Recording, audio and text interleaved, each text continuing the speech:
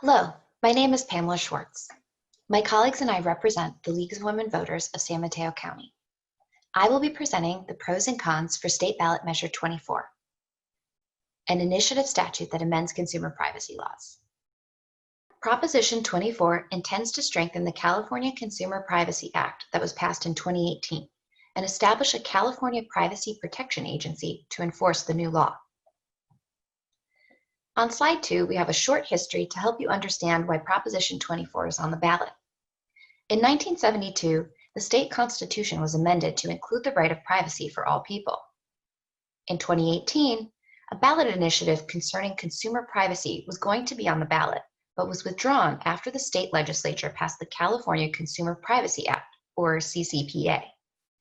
The CCPA gives consumers the right to learn what information is collected about them, like address, phone number, or geolocation, gives them the right to delete their personal information from a business's database and to stop businesses from selling their information.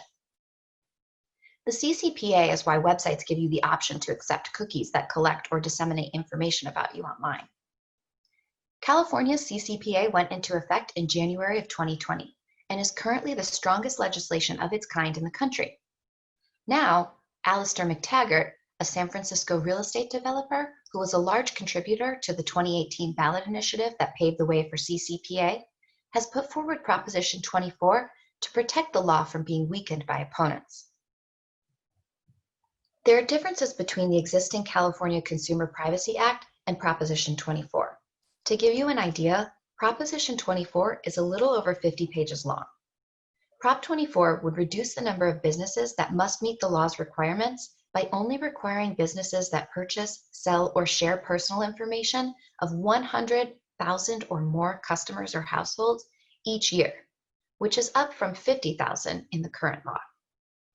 Prop 24 also details exemptions for deleting consumer data. For example, businesses wouldn't delete data in order to comply with warrants, subpoenas, or federal, state, and local laws. Some consumer privacy advocates claim that Prop 24 makes it easier for businesses to refuse a consumer's request to delete their data if it believes keeping the data would help ensure security and integrity of their system. Proposition 24 adds new consumer privacy rights, like giving consumers the right to block data gathering sensitive information like ethnicity, religion, and precise geolocation. It also has requirements to request permission before collecting data on minors aged 16 or younger. The most obvious difference from current law is that Prop 24 would create a new state agency in charge of imposing penalties on businesses that do not comply with privacy regulations. Right now, the State Attorney General enforces the CCPA. Businesses have 30 days to remedy a violation before having to pay a penalty. Prop 24 would immediately impose financial penalties for data breaches caused by negligence. Fines would be tripled for violations involving a person under the age of 16. Proceeds from fines and related settlements would be deposited into a consumer privacy fund, which would be used to offset costs to courts, the Attorney General, and the California Privacy Protection Agency that are associated with enforcing the consumer data law. That leads us into the discussion of the fiscal impact of Proposition 24. Setting up a new state agency costs money, and Proposition 24 allocates $10 million annually from the State General Fund for the California Privacy Protection Agency. Supporters of Prop 24 claim that the agency costs would be offset by the proceeds from fines and settlements with businesses who violate the consumer privacy requirements. Opponents claim that the creation of another state agency to regulate businesses is an unnecessary financial burden. Some consumer advocacy groups would prefer that Prop 24 allow for consumers to sue businesses individually, rather than create an agency to go after violators.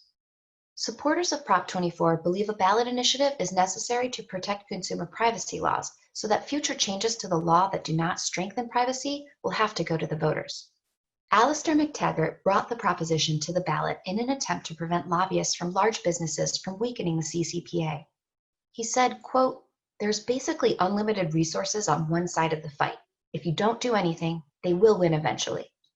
Opponents claim that it is too soon to be making changes to the California Consumer Privacy Act since it went into effect on January 1st of 2020. Not all consumer privacy groups support Proposition 24. One complaint is that it opens the door to pay for privacy, where businesses could charge consumers more for exercising their right to privacy. The CCPA does not allow this currently. Other consumer privacy groups object to Proposition 24 because it was written with input from technology companies in private meetings. I think the Electronic Frontier Foundation phrased it best when it issued a statement taking no position on Proposition 24. It described the ballot initiative as a, quote, mixed bag of partial steps backwards and forwards. One thing I found interesting about this proposition is that it would affect large companies like Google and Facebook, but there has been relatively little spending on Proposition 24. As you can see, so far, the only reported spending in support of Prop 24 has been by Alistair McTaggart, who's given about $5 million. Opponents have given less than $1 million.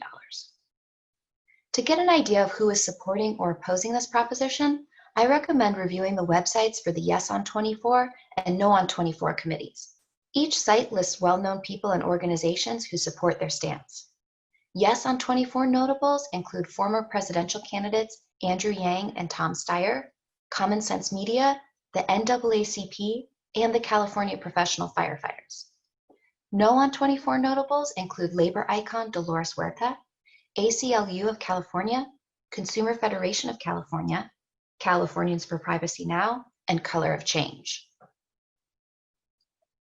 If you think that the proposition put forward by Alistair McTaggart does in fact strengthen consumer privacy rights in California, and you agree that a state agency should be set up to monitor and enforce consumer privacy protections, vote yes on Proposition 24. If you want consumer privacy protection to remain as it is and be updated by the state legislature without a vote by the people, then vote no on Proposition 24.